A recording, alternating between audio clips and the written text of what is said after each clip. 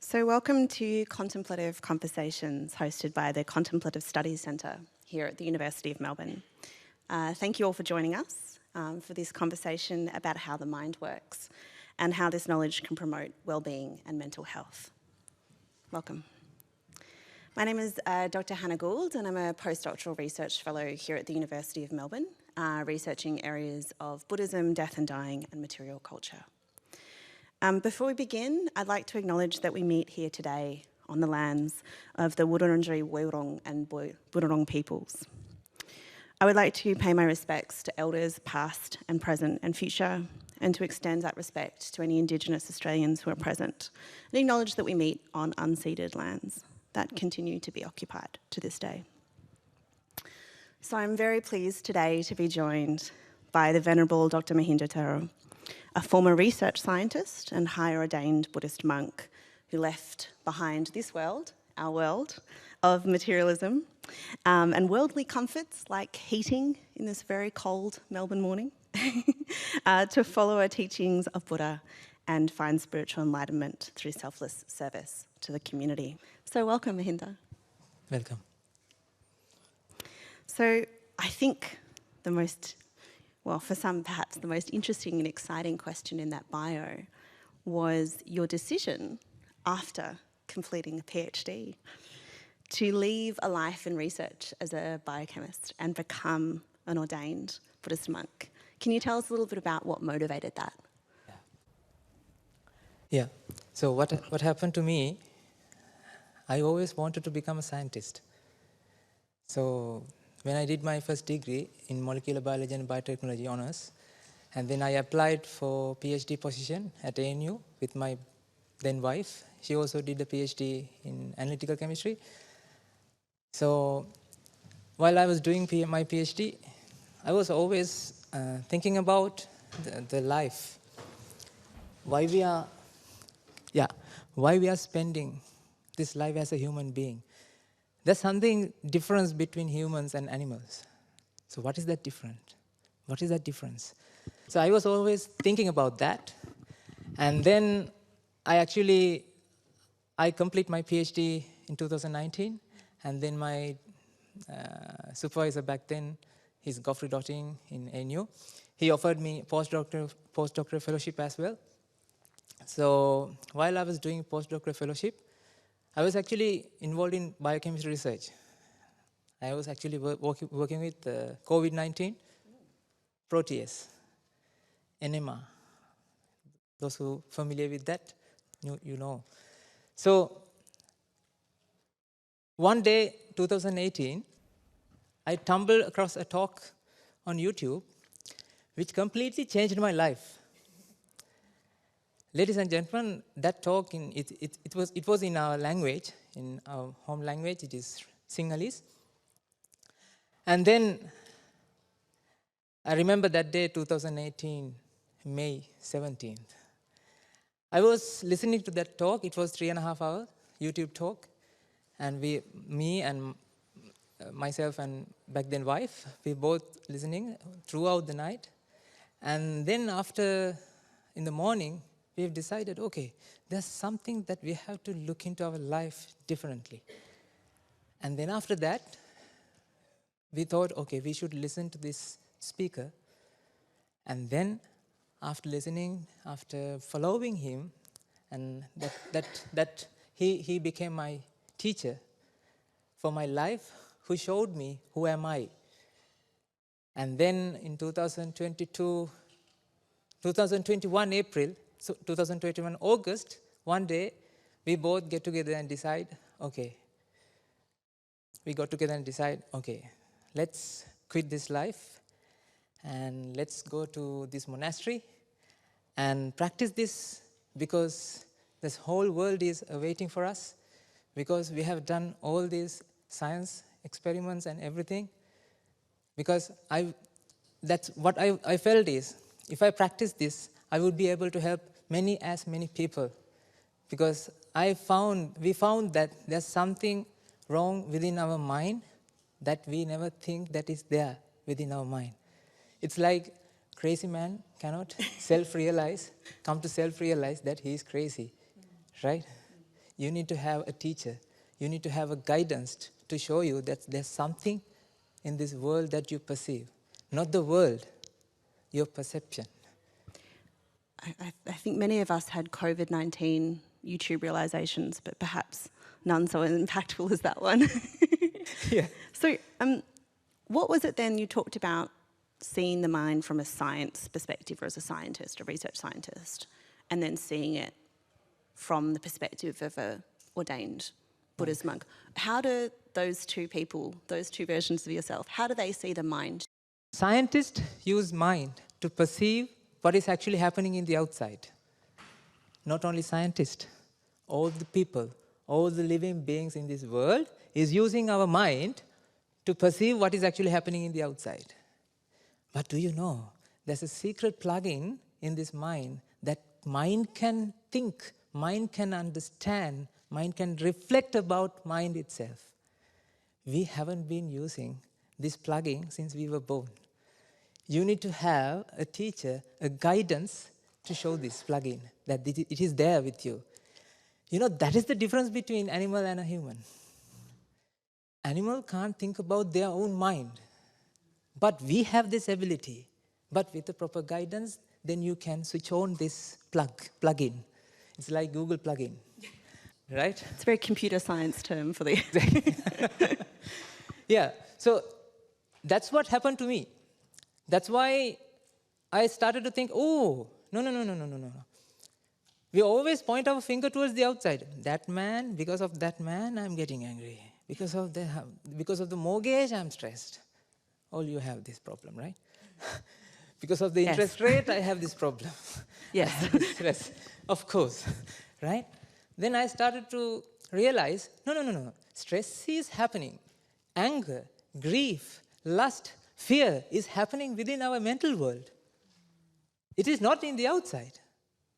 Then you have to find solution within the mental world, not in the outside. But we have been pointing our fingers towards the outside. Because of that, what we have been doing is we are trying to make the world according to the way we want. We never question, we never think about what's actually happening here. So that is the two perspectives. That is the different ways that what scientists look into the world and what monastic or the people who practice this, the science of the mind, right? Who think about this. This is like, ladies and gentlemen, you have to think about yourself, not about me, right? So today, during this talk, I invite you to think about you, what we are going to do. We are going to do some experiments. I'm going to give you some chemistry experiments as well. And you have to think about from your side, because we are going to contemplate, reflect about your mind. About your mind, right? Not about Hannah's mind or my mind. So this is the difference. Wonderful. So do you want to help me then explain this kind of teaching on perception or teaching on mind that making this shift to ordination helped you come into see? Yeah.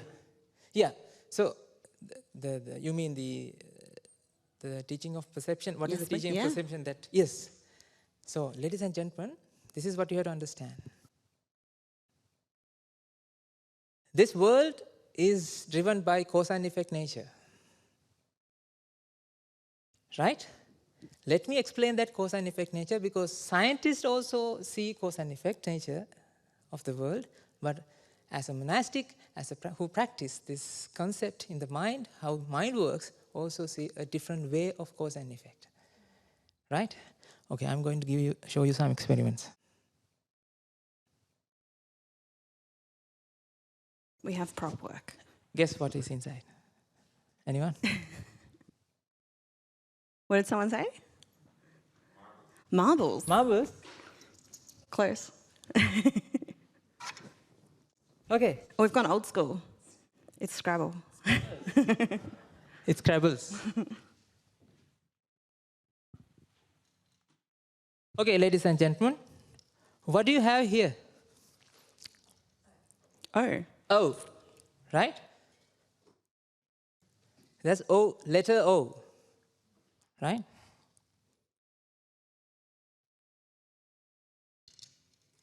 What do you have here? You. You or O and U? I can't pronounce that. One letter O and then U. Ow. Oh. Is there ow here or is ow is your perception? Just asking. Now you have to think about yourself. Now think about what is happening within you, not here. What do you have here? Letter O and letter U. Inside your mind, you are perceiving what? O.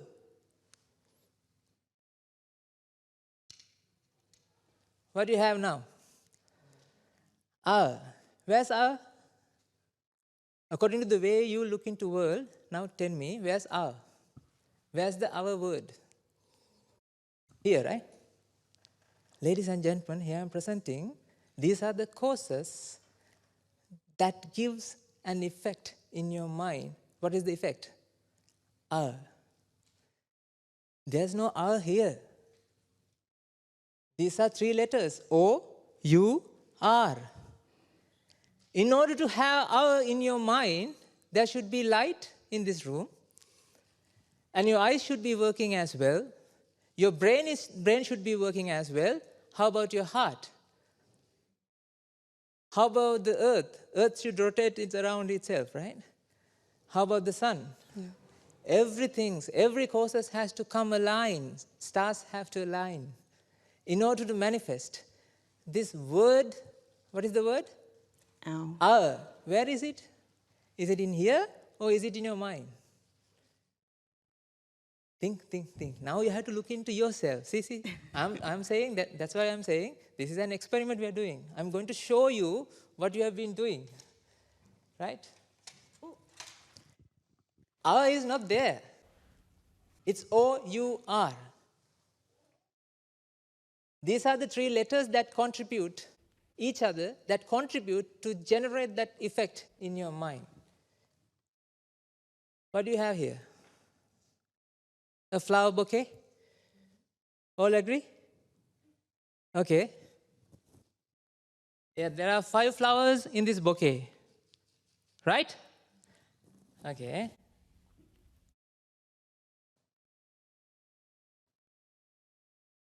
Now 1 flower is in my hand. And where's the bouquet?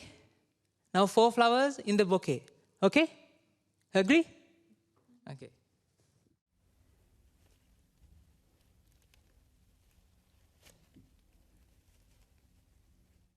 Now I took 1 flower out from the bouquet. And what do you have here? 3 flowers in the bouquet. 1 flower on my hand.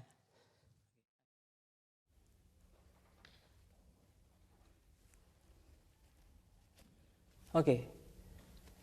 2 flowers in the bouquet, 1 flower in the hand. Agree? Okay.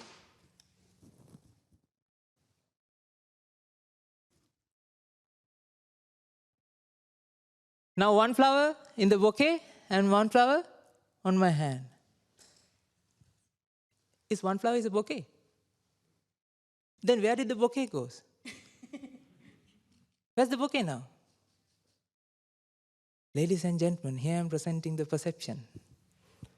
Bouquet is your perception. Bouquet is not here. These are causes that give rise to an effect of bouquet. Not only this, let's think about colors. I hope I have a little bit of time. Of course. Yes. Think about colors you see. I'm a chemist, right? I did biochemistry. We have to think about 2 things.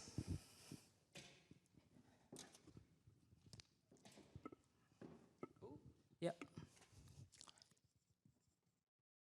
Object and the image. What are the components in the objects? Atoms. Do you agree all? Atoms, carbon, hydrogen. Yes. Carbon. Come on, you have learned general science. Atoms, you know that. Electrons, protons, neutrons are there, right? Okay. Electrons, protons, neutrons. And are they sitting like neutral, they are not doing anything. Or there are vibrations. Agree? Okay, vibrations are there. What is the image? What are the components in the image? Think now. Image consists with colors. Agree? Red, green, blue, whatever, colors. And then sound. And sensations. Sensation. Taste. And touch, or whatever sensation. Okay, now tell me. Do you see blue color here? Where's the blue color? Now you have to think, right? This is not something, ladies and gentlemen, mind lab is with you. You don't have to go to lab to do research in the mind because mind is with you. Then you have to do research within yourself right now. Let's do this, right? Can you see blue color here? Here? Here? Huh? Some people say no. Now think about, where's the blue color? Here? It's blue color here, right? Be honest with me, right? You feel blue color is here, right? Okay. Now, let's do an experiment. Close your one eye and shake the eyeball like this by looking at this pen. Do you see your world is shaking? Do you see pen color is shaking? Blue color is shaking? Okay, ladies and gentlemen, I didn't shake this pen. What did you see then? Did you see this object? Or did you see what you see? Here I'm presenting your perception. Ladies and gentlemen, this perception, in the perception, you have these colors. Colors are not here. In order to have this color within your mind, you need to have this object, whatever the materials. These are energy aggregates. You know, atom is an aggregation of an energy. These are energy aggregates, and light energy should be there, and your eye should be working, and your brain, and your heart. Everything comes together to generate colors. Is it in your brain? No. Brain, when you open your brain, do you see colors or electric signals? What do you have inside the brain? Neurons, neurotransmitters, electrons, protons, neutrons. So that is object. Ladies and gentlemen, in the mind, it is generating this color. What you have seen so far since you were born is the image. Image is generating within your mind each and every moment. You see blue color now? Is it here or is it in your mind now, actually? Think about that experiment. You shake this eyeball, right? It's not what you see here. Blue color is not here, right? Okay, tell me, isn't this is science? This is mind science, mental science, science of perception. That's our title, yes. Right? Blue color is not here. Blue color is what generates in the mind. What happened to that blue color now? That means if one cause is missing, what happened to that effect? Disappears. It disappears, means it is not going somewhere. Did it go somewhere through this doors? No. This is generating each and every moment. Each and every moment, each and every light beam, whatever the light ray, is contributing to generate this effect in your mind. When I remove this, then what happens? One cause is missing. Now there's no blue color. Now you see red color. Actually, you didn't see me. You see what you see. That's why dog thinks what he perceives is existing outside. You think what you perceive is existing in the outside, but we never saw what exists in the outside. So I really like this teaching that it is we assume that what we are perceiving is reality, it exists there. Exists there. Because you project image on top of the object. So sometimes it's pens and words and flowers and bouquets, but I think many of us maybe walk around with other big things we perceive that we assume to be true. Yeah. You know, one more thing. When you perceive pen, before you perceive pen, first you perceive color. Then you perceive the demarcation, the corners. And then you generate, inside your mind, you collect all the data. Mind is super fast. This is super crazy fast. And it combines all the data and generate pen here or within your mind. How do you know this is pen or not? You have been told someone, that's why. So we've been told these things and maybe we get into habits of seeing things a certain way. Exactly. And maybe these habits are sometimes fun and happy and good for us. Yeah. And maybe sometimes not so much.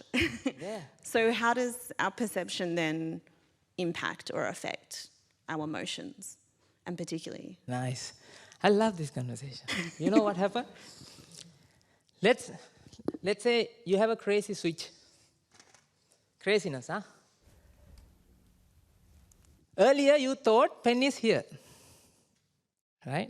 Before you listen to this talk, you have been thinking what you are seeing is in the outside. Agree? Right? Still, you get this idea. Don't worry. This cannot be done overnight. This cannot be changed overnight, because since you were born, you've been using this concept, proving to yourself. Where's the pen now? Here. Where is you? There. Right? Now you are attaching to this pen. Now there's ground to attach to this pen, because why? Pen is where? It's an outside object. You can see what exists in the outside. Agree? Agree. Now there's ground to attach. Right? Now think about what is actually happening. Now switch off the craziness. I switch off, huh? Now switch off the craziness. Is it the object in here? Object is here, but what you see is in your mind, isn't it? It's a perception. Perception is not what is here.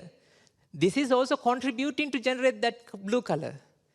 Light is also contributing to generate that blue color. Your eyes are also contributing to generate that blue color. Then you should thank the light and your eyes as well. But what you are saying is you are only pointing here. Because of this, you see blue color pen. No. That's wrong. In order to have that perception, you need to have light, you need to have eyes, you need to have brain as well. So all together then contribute this effect. Agree? Yeah.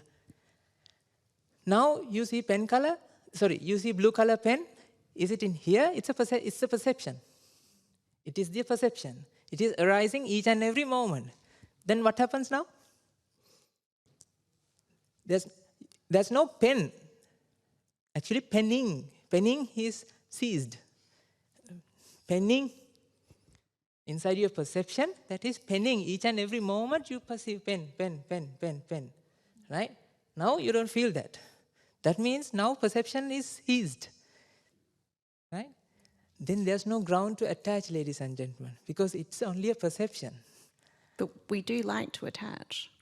That is the thing, right? When you have ground to attach, then that attachment causes suffering. You know, in Sanskrit sloka, Deyato Vishayan Punsa, Sangastesu Pajayate, Sangas Sanjayate, Kama Krodo Vijayate. This is not in Buddhism, this is in Sanskrit sloka. That when you sense objects in the outside, that leads to attachment. That leads to suffering. That leads to lust and fear, anger. Attachment happens within your mind, not in the outside. Mind thinks what mind feels is existing outside. And because of that, mind attached to objects, but you haven't seen the object, ladies and gentlemen. You only saw what you saw in your perception. That is only a mere perception that happens each and every moment. When you understand this truth, then you are eradicating completely the ground to attach.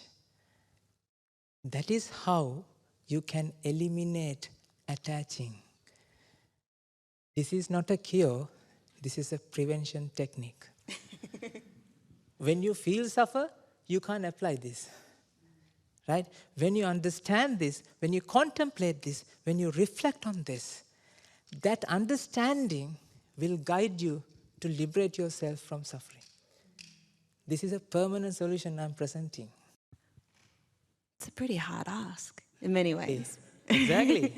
Because, you know, I walk around believing the pen exists, believing that my partner and my dog and my job and everything else exists, and to a certain degree you feel like you kind of have to just assume that they're going to exist. But as we know, all things change, all things disappear, the pen goes away eventually. So what can we do to help ourselves practice or be primed to give away that attachment? Yes. This mind is crazy. The perception occurs according to the view you have. Perspectives, beliefs, ideas that you bear is the guidance of the perception. When you believe, when you have an idea that you see what you see in the outside, what you see what has in the outside, what is there in the outside, right? You smell what is there in the outside. You taste what is there in the outside. Ladies and gentlemen, that idea is there with you since you were born. This is very crazy idea, but nobody knows it, but everybody has it. It's wrong, right? In order to flip this idea, change this idea, you need to practice this in the presence of noble friends. That's why we do meditation retreats, these talks, and give this association to each and every people, the people who are interested, who can understand this truth. You know that in our monastery, there are a lot of people practicing this, and there are nearly 750 people get together and practice this, residing inside the monastery. Because what we are doing is we are talking this again and again and again. We are proving to you, when I'm proving to you, that means I'm proving to myself as well. Who is listening first what I'm telling? Who's listening first what I'm telling? Me. You are, yeah. Right? Then what I'm doing is I'm proving to myself as well this concept. Each and every moment when I prove it to yourself as well and myself as well, that gives the association of noble friends. That's why Buddha said, noble friends association is the key to find this truth. And Jesus said, that truth will set you free. I love this idea of noble friends. Such a beautiful idea. Thank you. It's not me, it's Buddha said. Well, thank you for transmitting it to us. I wanted to ask, as we kind of wind down and get towards some questions, about how we balance attending to ourselves and working on our mind, on attachment and suffering, and responding to big suffering we see in the world around us, whether that be poverty or war or illness. You know, they may be illusions, but they're big illusions that are hurting people, right? And we can work on ourselves, but how do we also balance that with helping others? Exactly. What I'm doing now. What am I doing now? I'm telling this to you. Ladies and gentlemen, what we have to do is to get rid of suffering. We need to educate people as much as possible this root cause of suffering. We need to show them that root cause is lying within them. Everybody is looking at the outside and they think, if we change the outside, then if you change the way you want, if you change the world according to the way you want, I am okay, I am happy, then someone will be, right? But if we can get rid of the way you want, then you can accept any way. If you have my way, then highway becomes my way, right? There's highway. In order to go in highway, highway is not my way, right? So that means if you can educate people, if you can spread this message that this science, what you perceive, is actually not within, the problem is within yourself. If you change this idea of that what you're observing is not the object, actually the image that has been creating within my mind, within your mind. Not only the image, ladies and gentlemen, but also sound. See, how do you know that? Where does the sound come from? From here, right? Scientists know that there's no sound here. These are vibrations. Your eardrum is not sensing sound, ladies and gentlemen. Your eardrum is sensing vibrations. And their cochlea is actually, their water is floating. There's no sound there. Your neurons, there's no sound there. Where is the sound? Sound is generating within your mind. Do you hear what I am saying, or do you hear what you hear? That is generating based on this. I'm not saying, I'm not doing anything. This is one fact, one cause. In order to generate that sound, millions of causes are contributing. You don't have any option. You just have to listen now, because you came here, you now sit here, now you have to listen what I'm saying, isn't it? Can you stop listening to what I'm saying? Huh? Can you? Come on, no, right? In 2 minutes. I'm going to, in a moment, ask everyone to maybe think of some questions, and I'll have someone take a microphone out, and if people would like to ask, we have about 5-10 minutes for questions. But I wondered, before we get there, is there something that you'd like to share with people as something they can do practically, a take-home message as a next step on this? Ladies and gentlemen, what you give is what you get. If you give this, if you get this, then you have to give this. What I'm doing is that when you give this, who's getting the most benefit? Me, not you. Ladies and gentlemen, in this world, people are there busy with accumulating things to themselves. Agree? I can remember those days when I first came to Australia in 2015, right? I had only 30 kilograms of luggage, right? And after 3 months, we moved our house to another place. You know what? We have to take 2 cars. So what we have been doing so far through that 3 months, accumulating. You're taking things towards you. Because you see, what you observe, the colors, image is where? Here.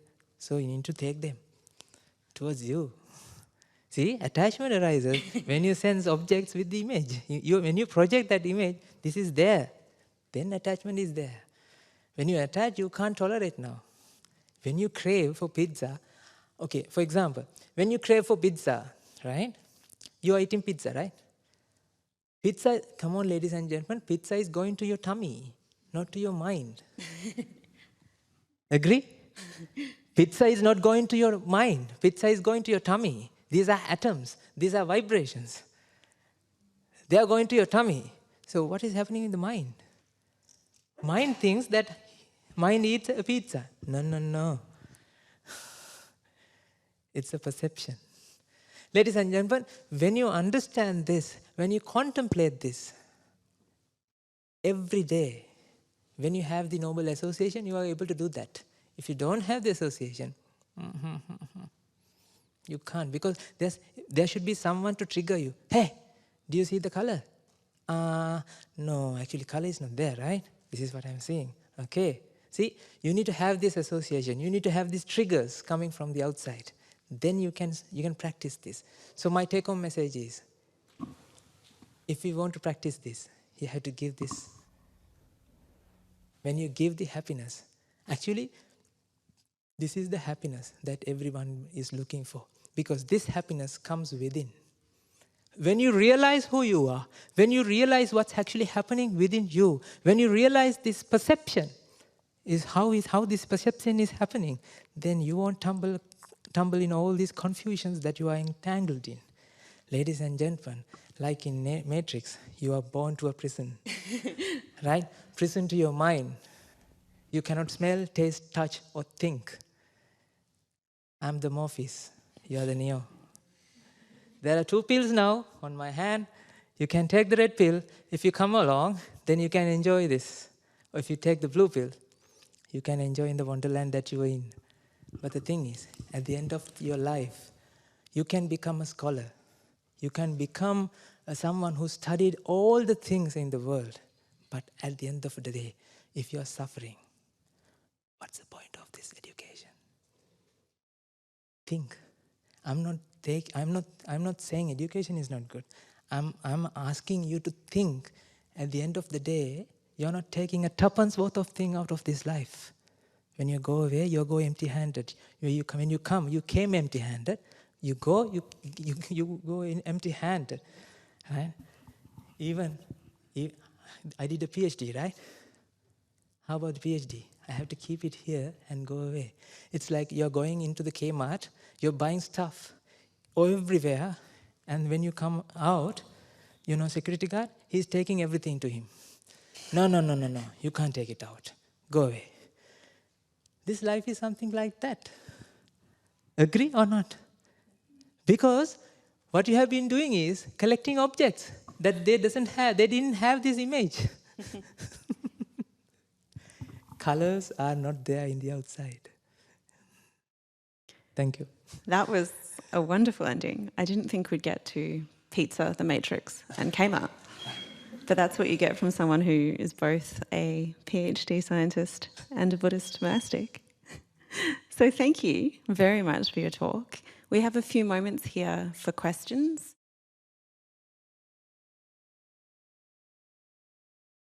So in our monastery, we have around 120 young children, aged from 7 to 18. In between them, we have a separate school there. We are teaching all this science and general science and all the Cambridge or local syllabuses there. At the same time, they are residing with us. They are learning this concept as well. So this is what we are doing is, we are actually giving them this association to free themselves from the suffering. Not free themselves what they are doing, because we are doing everything. See what I'm doing now? Talking. At the moment I'm talking, while I'm talking, I'm contemplating as well. Right? So those children actually, you know what?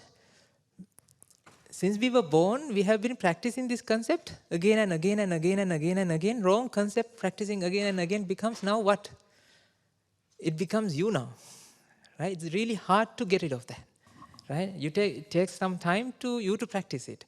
But for children, they are learning, they are in the learning curve. Right?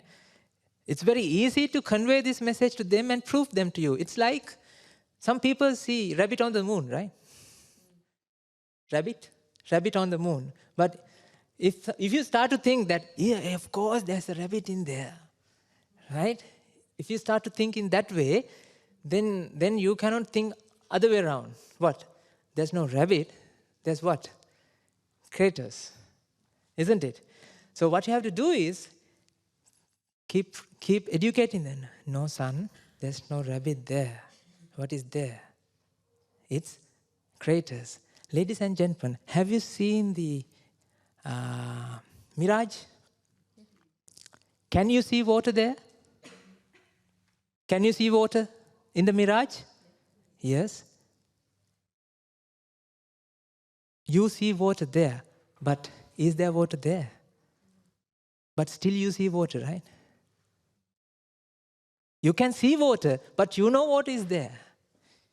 You can see a pen. You know pen is not there. Something like that. This understanding, Karen, what it takes you to do is you can enjoy your life. You can. So I'm doing everything, right? I'm writing, I'm doing editing, I'm video editing, everything I'm doing. But while I'm doing, I'm contemplating what is happening here. That is the concept that liberates yourself from suffering on that moment. What I'm talking about is Nibbana. This is the concept that Buddha has conveyed to the society. Nibbana is something you can experience not in next life, but in this moment.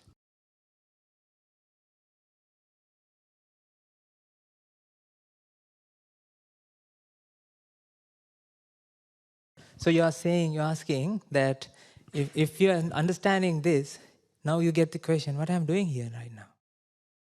Right? Ladies and gentlemen, you don't have to stop what you're doing. Each and every individual is helping each other. You didn't see in that way. You see, you are doing for yourself. No. By organizing this, what Anna and Kathleen and all these young gentlemen have done, they have helped people. All the research that you're doing, you're helping others. Right? Do your duty. Understand yourself. Two different things. Understand the perception and do your duty. While you're doing the duty, if you understand what's actually happening, anxiety won't arise. You know, the problem here is when doctors say, oh, you have anxiety, you know what happened? When you think that you have anxiety, that leads to anxiety. You know, that leads to panic attack.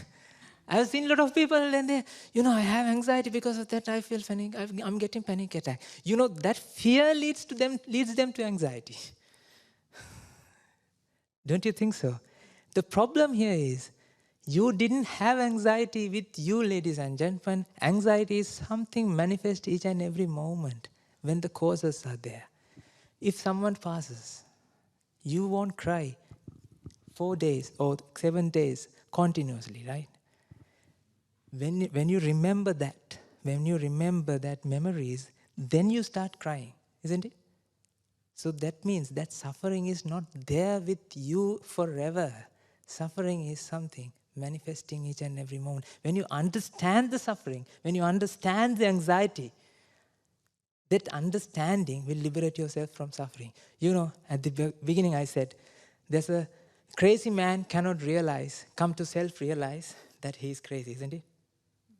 But far away, long time ago, in a far away land from Australia, one guy came to self-realize that he is crazy. Who is that? Buddha. When he came to realize that he is crazy, that craziness gone. That means realization brings you happiness. Right? Realization, the perception brings you happiness. So what you have to do is, you have to do the job.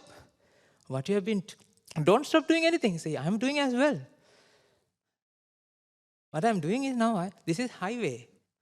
This is like M1, M2. This is the gravel road. Right? Your journey is very slow. My journey is, I'm going 120 per kilometer per hour. You are coming 40 kilometer per hour. I'm inviting, let's start this journey to understand yourself.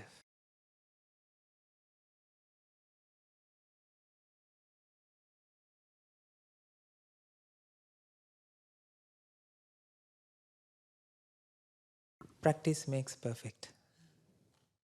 Practice makes perfect. Rome isn't built within one day, isn't it? Right? What you're saying is, you have a small axe or something.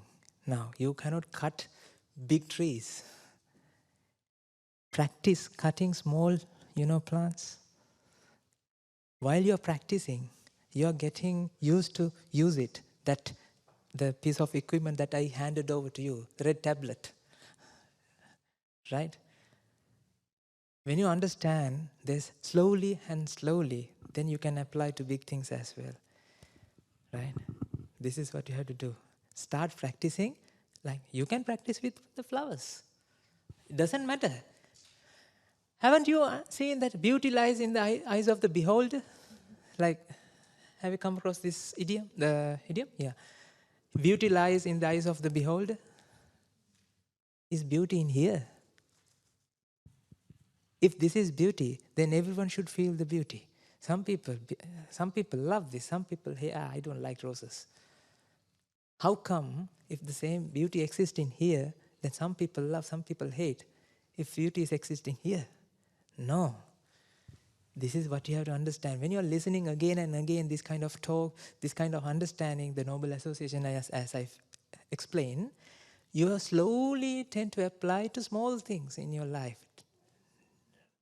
That understanding will guide you to apply to big things like your daughter. Don't worry too much about big things. Let's apply to small things. That's the way to start. How did you learn science? Did you learn the quantum physics at the first go, or you study sodium? Sodium has how many electrons? Okay, carbon has 6 electrons, 6 protons, 6 neutrons. Okay, carbon. Hydrogen has 1 electron. You see, you started with like very few, like small things. You can do like that. What I did is, from 2018, I started with small things. It took 5 years, me, actually 6 years now, to come to here. Right? What I'm saying is, come along this journey. You will experience the degree of happiness, unconditional happiness that I'm experiencing. Don't you think I'm stressed now? No. I'm thinking about you. You don't feel the ocean of love and compassion I have towards you. Because I know the root cause of suffering. We know, we cracked the code. It's not we cracked the code. Buddha cracked the code. Thanks to the teachers that I met, they gave me this baton. I want to transfer that baton to you as well. Well, thank you, Bhante, for that wonderful, encouraging end to our conversation today. And thank you, everyone, for joining us for Contemplation Conversations here at the Contemplative Study Centre. Thank you so much for your time and your generosity. We very much look forward to you joining us again for conversations in the future. Thank you, everyone. Thank you.